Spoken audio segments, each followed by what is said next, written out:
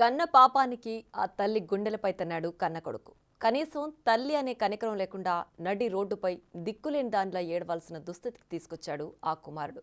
మహబూబాబాద్ జిల్లా నిలుకుదురు మండలం ఆలేరు గ్రామ పంచాయతీలో చోటు చేసుకుంది ఈ ఘటన అందరినీ కంటతడి పట్టిస్తోంది. తన తల్లి పేరు మీద ఉన్న ఇంటిని దొంగ సంతకాలతో తన పేరు మీద రిజిస్ట్రేషన్ చేయించుకున్నాడు. రిజిస్ట్రేషన్తో పాటు వేరే వ్యక్తులకు కూడా ఆ ఇంటి పత్రాలను అమ్ముకున్నాడు ఆ కసాయి కొడుకు. పైగా అతడు ఓ స్కూల్ ఉపాధ్యాయుడిగా ఉండి కూడా ఇలాంటి చర్యలకు పాల్పడడం గమనార్హం.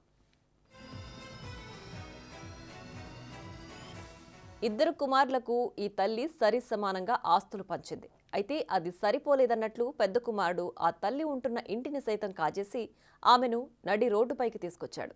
దీంతో దిక్కుతోచిన స్థితిలో ఆ తల్లి కుమారుడు పనిచేస్తున్న స్కూల్ వద్దకు వెళ్లి తనకు న్యాయం చేయాలని కన్నీరు మున్నీరుగా విలపించింది.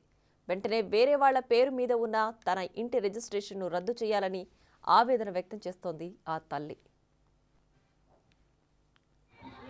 నాకు తెలియకుండా నన్ను మహబూబాద్ తీసుకుపోయి సంతకం పెట్టించుకొని ఆయన ఇల్లు ఆయన పేరు మీద చేసుకొని అమ్మ నువ్వు ఉన్నన్ని రోజులు ఉండు అని అన్నాడు. సరే దేనికో సంతకం నేను పెట్టినా, నాకు చదువు రాదు. ఇప్పుడు వడ్డే రోజులకు ఇల్లు అమ్ముకున్నాడు. నాకు మూతి మీద ఆపరేషన్ లేదు, అమ్మాయి ఇంటికి పోయినా చేయించుకొని వచ్చారు. తాళం వేసి ఉన్నది, పక్కన వాళ్ళు ఉన్నారు కదా నీ సామానంతా చదువుకపోయారు, వడ్డే రోజులకు గొప్ప చెప్పిపోయింది ఇల్లు అన్నాను ఆయన. అంటే నేను ఇక్కడికి వచ్చి ధర్నా చేస్తాను, ఆయన మీకు దండం పెడతాను, నా ఇల్లు నాకు కావాలి. వడ్డేరి రవి కొన్నాడు. నీకు చెప్పకుండానే కొన్నాడా? నాకు చెప్పకుండానే కొన్నాడు. మరి నీకు ఎంతమంది కొడుకులు? ఇద్దరు కొడుకులు. మరి చిన్న ఆయనకు తెలుసా?